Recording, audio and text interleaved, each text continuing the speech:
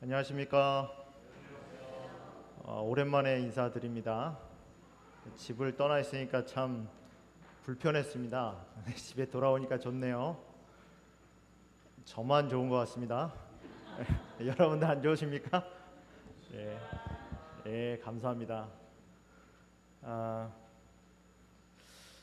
지난 몇 주 동안 우리 합회 안에 여러 가지 일이 있어서 제가 좀 여러 교회를 좀 방문해야 될 일이 있어서 여러분을 못 뵀습니다. 오늘 이 안식일 여러분들과 함께 하나님의 말씀을 나누게 돼서 하나님께 감사드립니다. 오늘은 요한복음을 여러분들과 함께 나누는 30번째 시간입니다. 좋은 것이 아니라 최고의 것을 주신다. 좋은 것이 아니라 최고의 것을 주신다라는 제목으로 요한복음 11장 1절로 16절에 있는 말씀을 가지고 여러분들과 함께 나누겠습니다. 2001년 9월 11일이었습니다. 아침이었죠? 미국에 그 당시에 계셨던 분들이라면 그때 내가 어디 있었는지를 다 기억하실 겁니다. 이슬람 과격 테러 단체인 알카에다 대원 19명이 4대의 민간 여객기를 납치합니다. 4번에 걸쳐서 미국의 여러 곳을 공격하죠. 주로 공격한 곳은 세계 무역센터입니다. 그 공격을 통해서 사망한 인원이 2,977명입니다. 19명의 알카에다 대원을 빼고 사망한 인원이 2,977명이에요.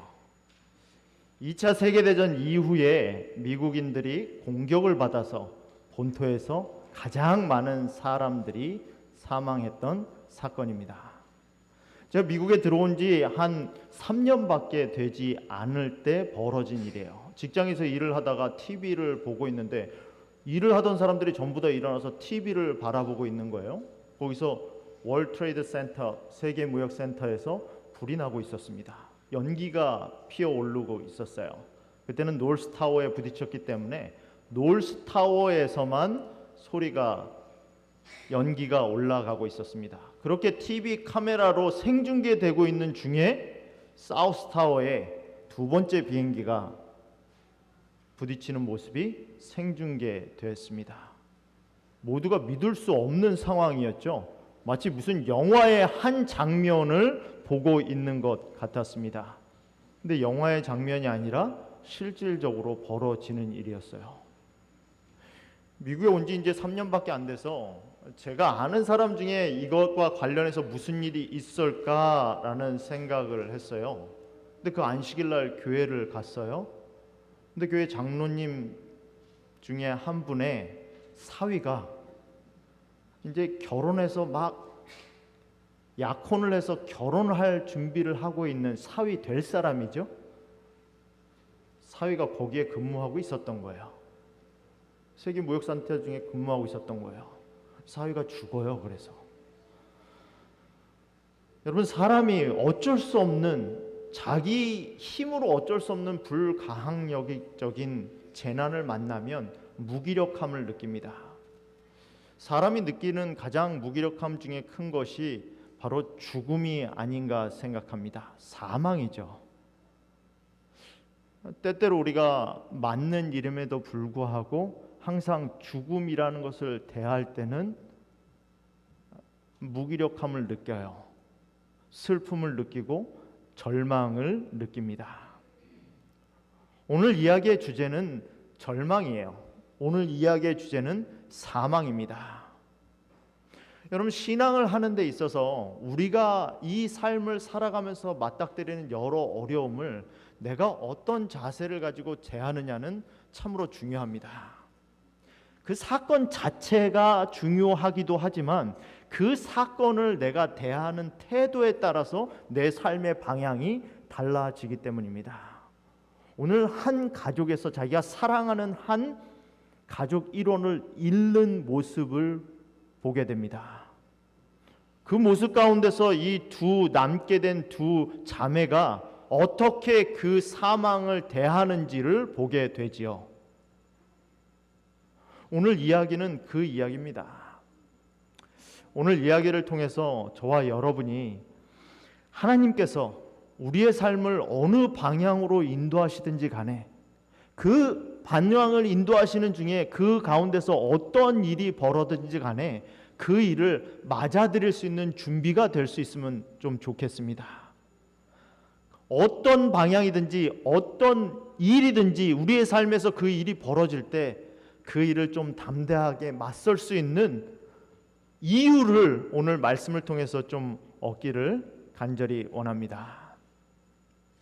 요한복음 11장 1절에 있는 말씀이에요. 어떤 병자가 있으니 이는 마리아와 그 자매 마르다의 마을 베다니에 사는 나사로라. 나사로에 대한 이야기가 나옵니다.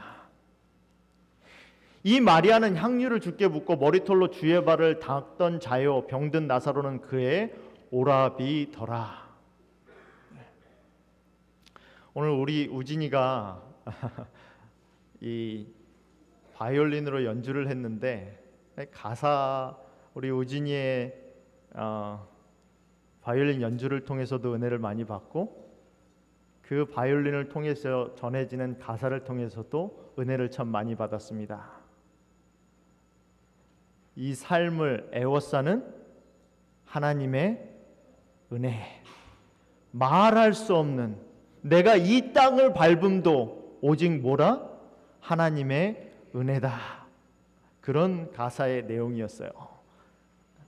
여러분, 이 마리아 나사로의 가족은 그 삶이 예수님과 아주 밀접하게 연결되어 있었던 사람들이었습니다. 이 마리아는 자기가 1년 동안 벌은 돈을 가지고 향유 옥합을 사죠. 그래서 그 옥합을 가지고 예수님의 발을 닦는 일을 했던 여인입니다.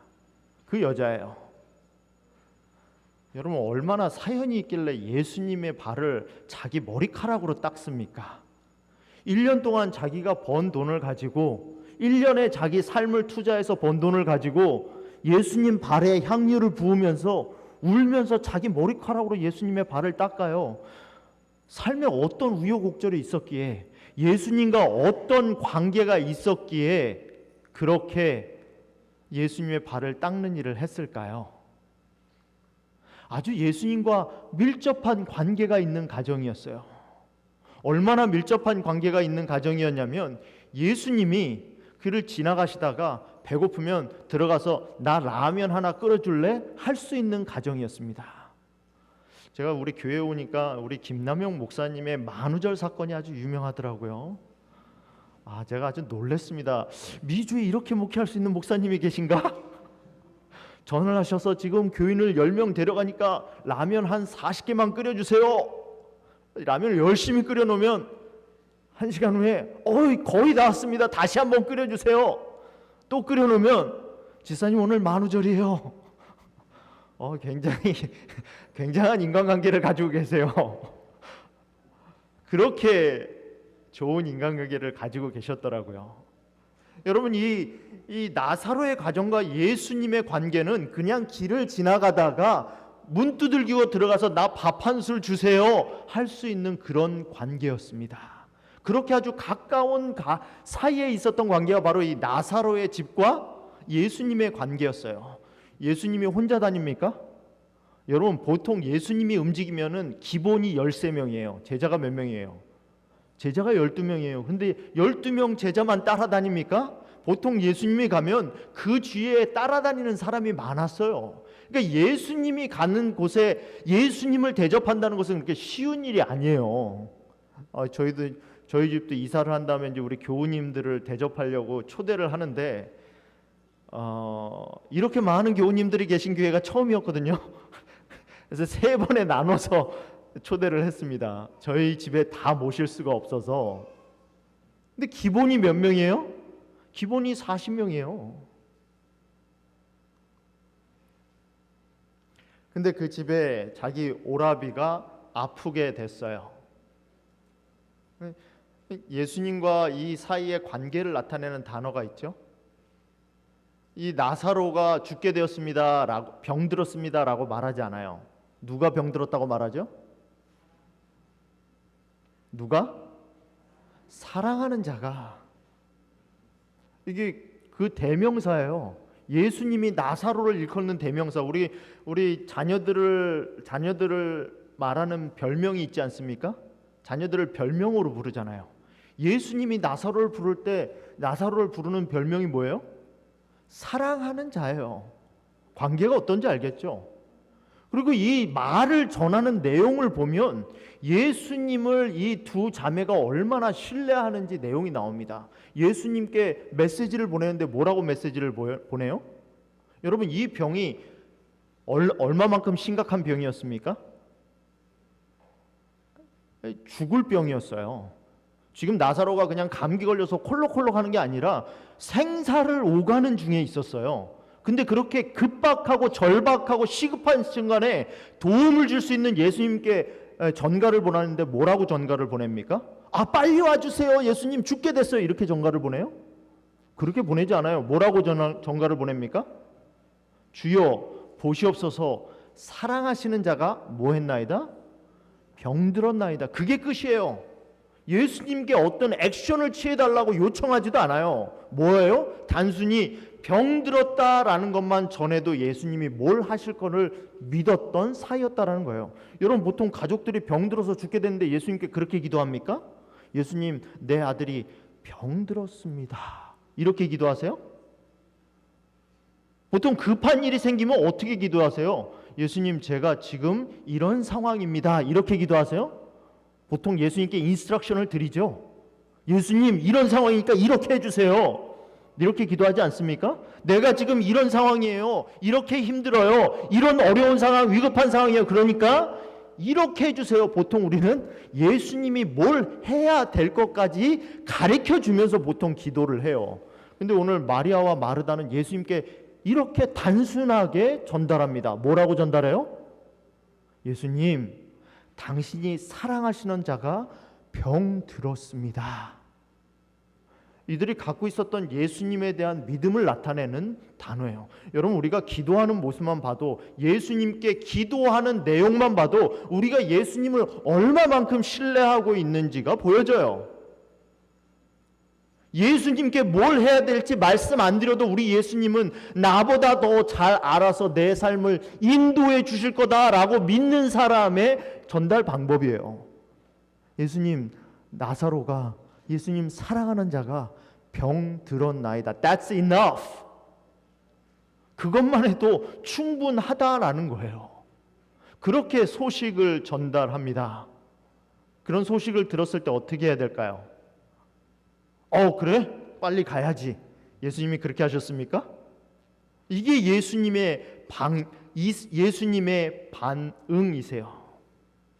예수님이 들으시고 이르시되 이 병은 죽을 병이 아니라 하나님의 영광을 위하며 하나님의 아들로 이를 인하여 영광을 얻게 하려 하시더라. 여러분, 저는 신앙을 할 때 가장 어려웠던 질문 가운데 하나가, 제 마음 가운데 계속 들었던 의문 가운데 하나가 모든 게 하나님의 영광을 위해서 해야 된다라는 거예요. 너무나 이기적으로 보였거든요, 저는. 아니, 내가 내 삶을 사는데 왜 하나님의 영광을 위해서 내가 살아야 되지? 뭘 하든지 내가 왜 하나님의 영광을 위해서 해야 돼? 왜 예수님을 하나님의 영광을 위해서 하는 거지? 저는 이게 굉장히 의문이었어요. 여러분은 그런 의문 안 드셨습니까? 여러분, 이 사건을 보고 예수님이 하시는 첫 마디가 빨리 가서 고치자 이 말이 아니에요. 뭐라고 말합니까? 이는 하나님의 영광을 위하며. 한 가족이 죽고 있어요. 아니, 나사로가 얼마나 아프겠습니까? 죽을 병에 걸렸으니까 얼마나 아프겠어요. 그 죽을 병에 걸려서 아파서 죽어가는 게 하나님의 영광이에요? 하나님의 영광을 위해서 나사로라는 한 사람은 죽기까지 아파야만 합니까? 그리고 가족들은 무슨 죄예요? 가족들은 뭐 합니까? 죽어가는 오라버니를 보면서, 죽어가는 오빠를 보면서 뭐 해요? 얼마나 마음이 아프겠어요. 오빠가 죽는 모습을 보면서 얼마나 가슴이 무너져 내리겠습니까? 하나님의 영광을 위해서 내 가족이 그렇게 죽는 모습을 봐야 돼요? 하나님의 영광을 위해서 그렇게 가족이 죽어야 되냐는 말이에요. 오늘 예수님은 그렇게 말씀하세요. 이 병은 죽을 병이 아니라 하나님의 영광을 위함이요. 좀 굉장히 잔인하게 들리지 않습니까? 왜 내가 하나님의 영광을 위해서 이 고통을 당해야 되지? 왜 내 가족이 하나님의 영광을 위해서 이런 고난을, 이런 과정을 겪어야 되지? 오늘 본문은 우리에게 그런 질문을 던집니다. 고린도전서 10장 31절에 보면 이런 말씀이 있어요. 그런즉 너희가 먹든지 마시든지 무엇을 하든지 다 하나님의 영광을 위하여 하라. 여러분, 우리는 미국 땅에 살고 있습니다. 미국이란 나라는 전쟁이 끊이지 않는 나라죠. 미국 안에서 전쟁이 있는 것이 아니라 다른 나라의 전쟁을 보조하는데, 군대를 파견하는데, 그 군대가 싸움에 관여하는데 끊이지 않는 나라예요. 미국이란 나라의 국기 아래서 미국이란 나라의 군인으로 나가서 싸우면 그 전쟁에서 어떠한 일을 하든지 그 책임은 누가 집니까? 그 책임을 누가 져요? 본인이 집니까? 내가 총 들고 적군을 쏴서 죽이면 그 책임을 제가 집니까? 누가 짓죠? 그 책임을 누가 져요? 나라가 져요. 나라가 나를 전쟁에 보냈기 때문에 미국이라는 국기 안에서, 깃발 안에서 싸우는 군대는 누가 책임을 져요? 나라가 책임을 져요. 여러분, 하나님의 영광을 위해서 하라, 이 말 뜻이 무엇인지 아십니까? 이 말 뜻의 뜻은 내가 다 책임지겠다는 말이에요. 네가 살든지 죽든지 무엇을 하든지 너가 나를 위해서 살면 그 결과로 이르는 모든 것은 누가 책임지겠다? 내가 책임지겠다는 거예요. 여러분, 저는 이걸 깨닫고 난 다음에 얼마나 은혜로운지 몰라요. 여러분, 김광렬이라는 사람이 살아가면서 신앙을 해가면서 목회를 하면서 잘못을 실수를 하지 않았을까요? 얼마나 많은 수없는 실수를 제 자녀에게, 교우들에게, 이웃들에게 했겠습니까? 말로 실수, 행동의 실수, 얼마나 약한 모습을 보였겠어요. 그러나 내가 무엇을 하든지 하나님의 영광을 위해서 하면 그 모든 것이 협력하여 선을 이룰 수 있도록 누가 책임져 주시겠다? 하나님이 책임져 주시겠다는 말이에요. 여러분, 하나님의 영광을 위해서 하라는 것은 그런 의미예요. 내 명예와 내 영광을 높이기 위해서 너가 살아라, 이런 말이 아니에요. 무슨 말이에요? 너 삶은 내게 맡기면 너가 하는 모든 일은 누가 책임지겠다? 내가 책임지겠다라는 말이에요. 위로가 되지 않습니까? 무슨 일을 하든지, 먹든지 마시든지 무슨 일을 하든지 하나님의 영광을 위해서 하라는 말이 그런 의미예요. 심지어는 무엇도, 나사로가 죽음을 경험하는 것도, 심지어는 내 사랑하는 가족이 죽음을 경험하는 것도 뭐 하겠다? 내가 책임지겠다는 거예요. 그 결론은 지금은 아픔이지만, 지금은 슬프지만, 지금은 절망스럽지만 그 결과를 누가 책임지겠다? 내가 책임지겠다. 뭐만 하면, 너가 나를 위해 결심만 하면, 나는 뭐 하겠다고, 주를 위해서 살겠다고 결심만 하면 그 결과는 누가 책임지겠다? 하나님이 책임지시겠다라는 말이에요. 이것처럼 힘이 되고 용기 되는 말씀이 어디에 있겠습니까?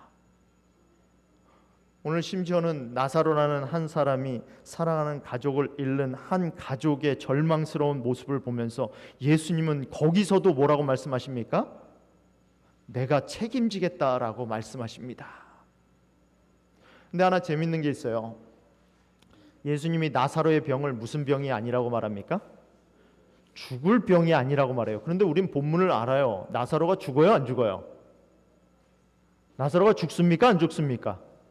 죽어요. 근데 예수님은 죽을 병이 아니라고 그래요. 그러면 이거 예수님 틀린 말을 하는 겁니까? 틀린 말이에요? 아니에요.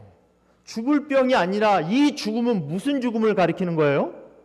영멸을 가리키는 겁니다. 계시록 20장에 나오는 두 번째 사망을 가리키는 거예요. 첫 번째, 인간이 늙어서 병으로, 사고로 죽는 이 세상의 물리적인 죽음을 가리키는 게 아니에요. 영적인 죄로 인한 영멸을 가리키는 겁니다. 지금 하나님은 무슨 얘기 하시는 거예요? 예수님 무슨 얘기 하시는 거예요? 너희가 이 땅에서 죽을 수도 있다, 내가 책임지겠다, 그 말은 뭐예요? 그 죽음쯤은 내가 해결할 수 있다라는 말씀하시는 거예요. 책임지겠다는 건 뭐예요? 내가 해결할 수 있다라는 거예요. 여러분, 제가 해결할 수 있는 건 한정돼 있어요. 제가 가지고 있는 지위와 제가 가지고 있는 권위와 제가 가지고 있는 능력 안에서 저는 해결할 수 있어요.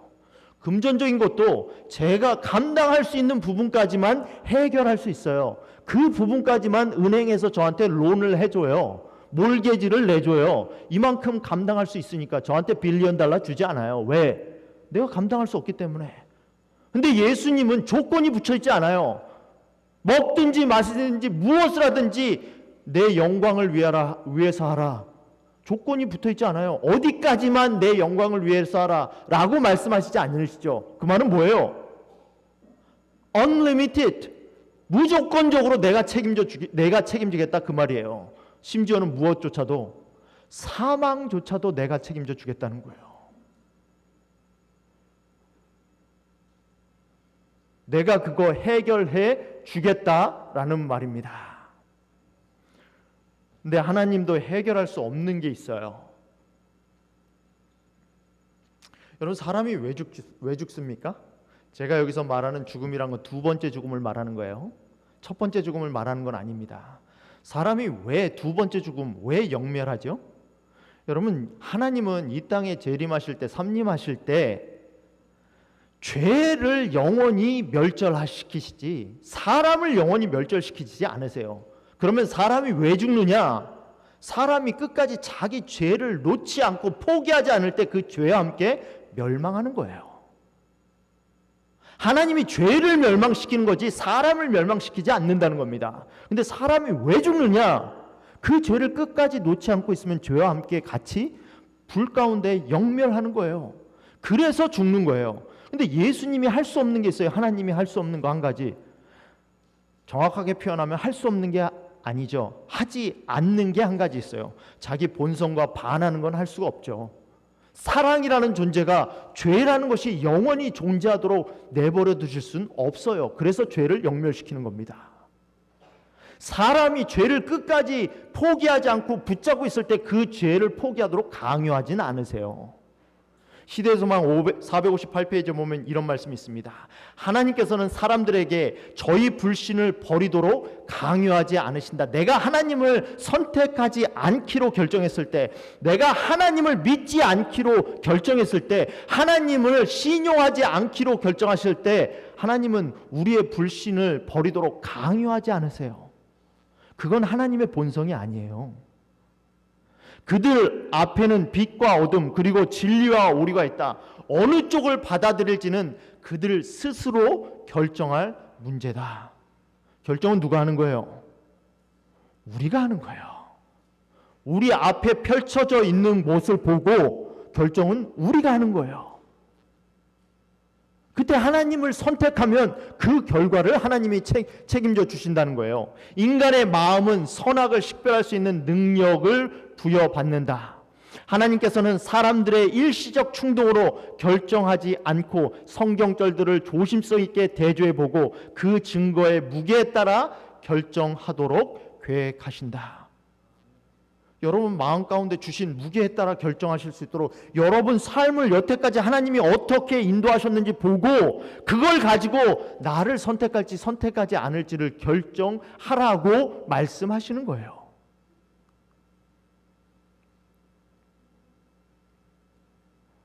(2011년 3월 17일자) USA Today의 인터넷판에 나온 기사입니다. USA Today는 아시죠? 미국에 있는 일간지예요. 알아주는 일간지죠. 전국적으로 다 발송되는 일간지입니다. 이 기사에 이 재림교회에 대한 기사가 나왔어요. 제목이 뭐냐면 Adventist Back to Basics Faith is fastest growing U.S. Church. 미국 안에서 가장 급성장하고 있는 교회 중에 하나가 어느 교회다? 제7안식일 예수 재림교회다. 근데 그 이유가 무엇이다? 근본으로 돌아가기 때문에 이 교회는 급성장하고 있는 미국의 교회 가운데 한 교회다라고 말을 합니다. 여러분 그냥 사회 일을 다루는 이 일간지에서 한 종교 단체를 기사를 실는다는 건 그렇게 쉬운 일이 아니죠. 근데 그 기사 내용이 이래요. 토요일 예배와 채식으로 재림교인들은 기독교의 주류와 확연히 구별된 위치에 있다. 그러나 다른 것은 그들에게 약점이기보다는 자산이 되었다. 왜 재림교회가 가장 빠르게 성장하고 있느냐? 그 이유를 우리는 그렇게 보지 않는데 세상 사람들 신문에서는 뭐라고 평가합니까? 이들이 성경의 근본 원칙으로 돌아갔기 때문에. 근데 그게 특이한 상황이 이 토요일날 예배드리는 거하고 음식물 구별하는 것이기 때문에 이렇게 적어놓은 것 같아요. 제가 보기엔 다른 여러 가지 성경적 원칙도 있지만 뭐라고 적혀요? 토요일 예배와 채식으로 재림교인들은 기독교 주류와 확연히 구별되는 위치에 있다. 우리는 다른 사람들과 구별되는 거, 다른 사람들과 다른 모습인 것에 대해서 부담감을 느낍니다. 밖에 나가서 뭐예요? 같이 섞이길 원하죠. 내가 유별나게 독특하게 드러나길 원하지 않아요. 그래서 우리가 재림교인이란 말을 자주 내뱉지는 않습니다. 그러나 세상 신문은 뭐라고 봐요? 그 구별된 거, 성경의 원칙으로 돌아가고자 하는 그것이 재림교회가 가장 급하게 급성장하는 이유다라고 꼬집습니다. 영어 영문자에 보면 조금 더 마음에 와닿게 표현되어 있어요. But being different, 다른 것은 is turning out to be more of an asset than a liability. liability, 약점이 아니라 asset, 자산이라는 거죠. 하나님의 원칙 위에 쓴다는 것은, 하나님을 택한다는 것은, 안식일을 지킨다는 것은 liability, 우리의 약점이 아니라 그것이 자산이라는 겁니다. 그것이 나의 약점으로 작용해서 내가 재림교인이기 때문에 안식일을 지키기 때문에 세상으로부터 차별을 받고 나의 약점으로서 공격을 받는 것이 아니라 그것이 우리의 에셋, 자산으로서 그것을 가지고 강하게 사용할 수 있는 에셋이란 게 뭡니까? 에셋은 재산 아니에요. 뱅크에 있는 내 밸런스, 내 집, 차, 그게 에셋 아니에요? 자산? 우리가 가지고 있는 성경의 원칙에 근거해서 산다는 것이 무엇이라는 겁니까? 우리의 에셋이라는 거예요. 계속해서 데니엘 쇼라는 풀로 세미나리에 있는 선교학 교수가 이 신문에서 한 인터뷰는 이렇게 증거합니다. 여기에 기본적으로 모든 것을 근본으로 돌아가려는 신앙인들이 있습니다. 그들은 하나님이 주신 법과 명령이 무엇을 의미하며 어떻게 삶에 적용할 수 있을까를 묻습니다. 이거 누구의 판단이에요? 우리를 바라보는 세상의 판단이에요. 이 교회가 강건하게 성장하는 이유는 이들은 하나님이 주신 법과 명령이 무엇을 의미하며 그것을 삶에 적용할 수 하기 위하여 우리는 어떻게 해야 되냐를 묻는 집단이라는 거예요. 그렇게 함으로써 우리가 어떻게 한다? 성장한다는 거예요. 여러분, 하나님의 말씀은, 하나님의 원칙은, 하나님은 우리의 라이빌리티가 아니에요. 우리의 약점이 아니라 우리의 뭐다? 우리의 자산이라는 거예요. 제가 2주 전에, 여러분 지난주에 포도 잘 드셨어요? 맛있게 드셨습니까? 예. 뉴저지에서 농장을 하고 있는 우리 김종일 장로님 농장에 들렸다가 김종일 장로님이 우리 메릴랜드 중앙교회 교우님들을 많이 사랑하시더라고요. 여러분들 여러 명의 이름을 언급하면서 안부를 전해달라고 하시고 또 여러분들에게 포도를 좀 전해달라고 주셔서 제가 가져왔습니다. 오면서 얼마나 기분이 좋던지. 보통 가면 한 두세 박스 주잖아요. 근데 70박스를 지게차를 실어가지고 실어주시는 거예요. 야, 스케일이 다르네. 그렇게 이야기를 좀 하고 왔는데 김종일 장로님이 처음에 미국 오셔서 생활하셨던 것을 이야기를 들으면서 제가 참 감동을 많이 받았습니다. 처음에 미국 오셔서 할 일이 없어가지고 재봉틀 일을 하셨대요. 이제 재봉틀 공장에 들어가서 이제 여기저기 한인들이 일하는 공장에 들어가서 제가 안식일을 지키는 사람입니다. 그래서 토요일은 일을 못합니다. 첫날 잘린대요. 그래요? 나오지 마세요. 뭐 사람 많으니까. 여러 번 잘리고 또 잘려서 다음 직장에 가서는 그 얘기를 안 했답니다. 그 얘기를 안 하고 출근을 시작해서 다른 사람보다 30분 더 일찍 출근하셨대요. 그래서 주인과 같이 정리를 막 같이 했답니다. 이 사람은 다르네. 30분 더 늦게 퇴근을 했다는 거예요. 주인하고 같이 시간을 맞춰서 퇴근했다는 거예요. 일주일 내내 좀 더 일찍 출근해서 주인의 필요를 봐주고 일주일 내내 좀 더 늦게 퇴근해서 자기가 돈 받는 시간 외에 더 봉사를 했다는 거예요. 금요일 날 퇴근하면서 주인에게 말했답니다. 제가 내일 못 옵니다. 아, 그래요? 아, 그렇게 하세요. 알겠습니다. 다음 주도 똑같이 그렇게 일을 했어요. 금요일 날 또 돼서 제가 내일 못 옵니다. 아, 지난주에도 안 오셨잖아요. 혹시 안식일교인이세요? 아, 예, 제가 안식일교인입니다. 근데 혹시 저 때문에 비즈니스 지장이 있으시면 제가 관둬도 괜찮습니다. 어떻게 됐을까요? 아, 괜찮습니다. 오세요. 처음 직장을 얻은 그 직장 주인분과 지금도 연을 맺고 계세요. 여러분, 우리가 좀 공격적으로 나가야 될 필요가 있어요. 신앙을 방어하기 위해서 내 삶을 사는 것이 아니라 신앙을 뭐 하기 위하여? 전하기 위하여 내 삶을 살 필요가 있다라는 거죠. 왜 에셋을 라이빌리티처럼 가지고 사냐는 거예요. 하나님께서 주신 정말 축복받는 원리, 정말 인간답게 살 수 있는 원리, 사람답게 축복받으면서 안식하면서 살 수 있는 원리를 왜 라이빌리티 취급하냐는 거죠. 에셋을 가지고. 다니엘 쇼 박사는 계속해서 이렇게 말합니다. 이것은 현재 미국 내 기독교 문화와 상반된 현상입니다. 저에게는 이들의 성장해야 하는 이유를 묻는다면 저에게는 답이 없습니다. 물론 답이 없죠. 답은 뭐예요? 하나님이 답이니까. 하나님의 말씀이 답이니까. 하나님의 진리가 답이니까. 진리를 지키면 하나님이 인도해 주시는 거니까 사람으로는 설명해 줄 수 없죠. 그렇게 삶을 살아오신 한 장로님이 성장시켜 놓은 미국 안에 있는 한 농장을 보면서 놀랐습니다. 거긴 주로 배를 파신다고 그러시더라고요. 배밭을 한번 둘러봤어요. 그 배를 1년 내내 판대요. 배 철장사 아니에요? 옆에 가서 냉장고를 보여주세요. 냉장고. 1년 내내 먹을 수 있도록 거기 쟁겨놓는 거예요. 한철 장사에서. 그 냉장고를 관리하는 관리자가 또 따로 있어요. 풀타임으로. 엄청나게 큰 건물 하나가 냉장고 전체예요. 하나님의 진리대로 살려고 하는 사람, 하나님의 말씀대로 살려고 하는 사람, 하나님께 목숨 건 사람, 그 사람은 하나님이 지켜주세요. 자꾸 뺐다 꼈다 하지 말고 듬직하게 꾸준하게 하나님께 목숨 걸면 하나님이 그 사람을 지키신다는 거예요. 하나님이 책임지신다는 거예요. 예수께서 본래 마르다와 그 동생 나사로를 사랑하시더니 나사로가 병들었다 함을 들으시고 그곳에 계신 곳에 이틀을 더 유하시고. 왜 이틀을 더 유하죠?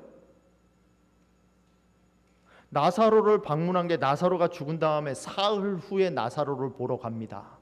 왜 나흘이라는 시간을 예수님은 보내시죠? 굉장히 급할 때 아니에요. 급할 때 빨리 가서 사람 고쳐줘야 되는데 나흘이라는 시간을 왜 지체하시죠? 여러분, 때때로 하나님은 시간을 통해서 우리를 만드세요. 시간이라는 도구를 통해서 우리를 만드세요. 여러분, 계란 후라이 만들려면 뭘 써야 돼요? 후라이팬 쓰셔야 되죠. 기름 쓰셔야 되죠. 소금도 약간 쳐야 되죠. 그런 게 있어야지 계란 후라이가 만들어지잖아요. 우리의 믿음을 만드시려면 어떻게 만드시죠? 하나님은 뭘 쓰세요? 시간을 쓰세요. 때때로 나는 마음이 급한데, 나는 긴급한데, 시급한데, 지금 당장 이루어져야 되는데 하나님이 대답이 없으세요. 나흘 동안 안 오세요. 여러분, 나흘 동안 나사로를 죽게 놔두고 사흘 장사를 지낼 때까지 안 오는 예수님을 생각하면서 이 마리아와 마르다의 마음이 어땠을까요? 사랑하는 오빠를 먼저 보내고 장사 치른 다음에 나흘 동안 예수님 오시기를 기다릴 때 이 마르다와 마리아의 마음이 어땠을까요? 근데 예수님은 Let it happen. 그렇게 두게 놔두세요. 때때로 우리 마음 가운데 그 나흘이란 시간이 지나는데 예수님은 let it happen, 그냥 그렇게 벌어지게 놔두세요. 왜? 그 시간 동안 뭐 하는 거예요? 그 시 동안 만들어가는 거예요. 나를 어떻게 만들어가는 거예요? 하나님이 쓰시기에 적합한 사람으로 만들어가는 거예요. 왜 나흘이라는 시간이 필요했나? 여러분, 성경에 보면 예수님이 처음 병자를 고치신 게, 처음 죽은 자를 살린 게 나사로가 처음이 아니에요. 나인성의 과부의 아들도 살리셨고요, 야이로의 딸도 살리셨어요. 죽었던 사람을 살렸어요. 근데 유대인들이 무슨 소문을 퍼뜨렸어요? 이거 다 갈릴리 지방에서 일어난 일들이거든요. 유대 지방에서 일어난 일들이 아니라 갈릴리 지방에서 일어난 일들이니까 다 소문을 통해서 들었을 거 아닙니까? 사람들의 구전을 통해서, 그때 뭐 인터넷이 있는 것도 아니고 뉴스 미디어가 있는 것도 아니고 사람들의 말을 통해서 이 말을 들었을 거 아니에요. 야이로 회당장의 딸을 살리셨다, 나인성 과부의 아들을 살리셨다. 근데 유대인들이 거기 소문에다가 독을 타지요. 실제로 죽은 게 아니었다, 거의 죽어가는 사람이었는데 살아났다, 죽은 줄 알았었는데 일으킨 거다, 그렇게 거짓 소문을 퍼뜨려 놨어요. 그러니까 예수님이 뭐해요? 이번엔 사흘을 보내신 거예요. 나흘을 4일 동안 안 가신 거예요.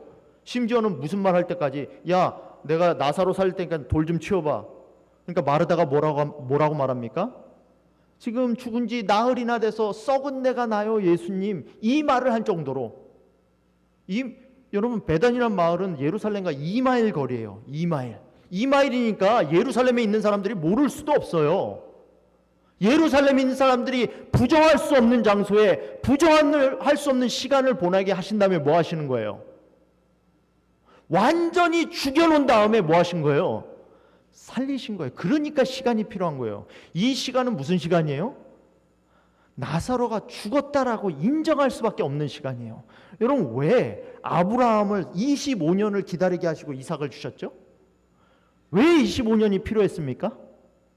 아니 뭐 한 1, 2년 있다가 이삭 주시면 안 돼요? 25년 후에 주나 2년 후에 주나 뭐가 달라요? 2년 후에 줬다가는 아브라함이 아직 생식 기능이, 아브라함과 사라가 아직 생식 기능이 살아있으니까 뭐해요? 이건 내가 낳는지 하나님이 주신 건지 모르잖아요. 25년은 왜 기다린 거예요? 하나님이 주셨다는 걸 부정할 수 없는 시간이 25년이에요. 왜 나흘을 기다리게 하시는가? 왜 나흘이라는 시간을 기다리게 하시는가? 하나님이 주신 것이라는 것, 하나님이 살리셨다는 걸 부정할 수 없는 시간이 나흘이에요. 그래서 나흘을 기다리게 하신 거예요. 왜 하나님이 지금 나를 기다리게 하시는가? 지금 줄 수도 있는데 왜 안 주시는가? 죽어야 되니까. 완전히 죽어서 이건 내가 한 것이 아니다라고 고백할 수 없는 시간까지 가는 시간이 나흘이라는 거죠. 그래서 나흘을 기다리게 하신 거예요. 그래서 25년을 기다리게 하신 거예요. 이건 내가 한 일이 아니야. 누가 한 일이에요? 하나님이 하신 일이에요. 하나님. 그래서 시간이 필요한 거예요. 그래서 예수님이 뭐라고 말씀하십니까? 시간이란 하나님이 인간의 믿음의 성장을 위해 쓰시는 뭐다? 도구다. 못은 뭐로 박습니까? 망치로 박아요. 나무는 뭘로 자릅니까? 톱으로 잘라요. 믿음은 어떻게 성장시킵니까? 시간으로 성장시키세요. 시간을 통해서 나를 만들어 가신다는 거예요. 여러분, 너무 아파하지 마세요. 너무 힘들어하지 마세요. 그 시간이 지금 예수님이 여러분을 만들어 가시는 과정이에요. 너무 절망하지 마세요. 너무 포기하지 마세요. 그 시간이 지금 예수님이 여러분을 만들어 가는 시간이에요. 예수님을 믿고 기다리세요. 그러면 예수님이 책임지실 거예요. 시간이 예수님이 쓰시는 도구라니까요. 그걸 통해서 여러분을 지금 만들고 계신 거예요. 이에 이르시되 나사로가 죽었느니라. 말하잖아요. 죽었다고. 내가 거기에 있지 아니한 것을 너희를 위하여 기뻐하노니 이는 너희로 믿게 하려 함이라. 때때로 예수님의 존재가 내 삶 가운데 안 보일 때도 기뻐하세요. 예수님이 거기 안 계신 것이 믿게 하기 위해서 안 계신 것처럼 지금 내 곁에 예수님이 안 계신 것처럼 보일 때가 있어요. 그럴 때도 기뻐하세요. 여러분을 믿게 하기 위하여 예수님이 일하시고 계시는 시간이기 때문에 그래요. 그 후에 제자들에게 이르시되 유대로 다시 돌아가자 하니 제자들이 말하되 라삐어 방금도 유대인들이 돌로 치려 하였는데 또 그리로 가려 하시나이까. 이거 바로 전장인 10장에도 예수님을 돌로 치려고 하잖아요. 그래서 예수님이 유대 지방을 떠나셨거든요. 근데 이 소식을 듣고 그 돌로 치려 했던 곳으로 다시 돌아가요. 2마일밖에 떨어지지 않은 베다니로 다시 돌아가요. 그러니까 뭐라고 말합니까? 야 뼈, 지금 그 사람들이 방금 죽이려고 했는데 그냥 돌아가십니까? 여러분, 예수님이 여러분 삶을 책임져 주신다고 하는 것은 그냥 책임져 주신다는 게 아니에요. 우리 보증 좋아하죠? 여러분 인슈런스 좋아하잖아요. 어떤 일이 있어도 그 일을 보장해주는 인슈런스, 개런티, 워런티 좋아하시잖아요. 예수님 뭘로 보증해 주시죠? 예수님도 보증해 주세요. 내가 너 책임질게. 뭘로 책임져 주시죠? 십자가로 책임져 주세요. 여러분, 자기 목숨보다 더 큰 보증이 있습니까? 여러분, 예수님의 십자가가 있기 전에는 우리가 의심할 수 있어요. 신약 시대 전까지는 약간 의심스러운 그런 어구가 있죠. 구약 시대에 보면. 그러나 신약 시대에 들어서는 예수 그리스도에 대한, 예수 그리스도의 구원에 대한 의심스러운 어구 자체가 없어요. 왜? 예수님이 십자가에 죽으셨으니까. 너희가 알거니와 너희 조상에 물려준 헛된 행실에서 대속함을 받은 것은 은이나 금같이 없어질 것으로 된 것이 아니요 오직 흠없고 점없는 어린 양 같은 그리스도의 보배로운 피로 된 것이니라. 이게 예수님이 우리에게 주신 보증이에요. 더 큰 보증을 얻을 수 있습니까? 내가 생명 걸게. 예수님이 우리 보고 생명 걸라고 말씀하실 때 예수님이 이미 생명 걸으셨어요. 아니, 예수님이 이미 죽으셨어요. 그게 예수님이 우리에게 주신 보증이라는 거죠.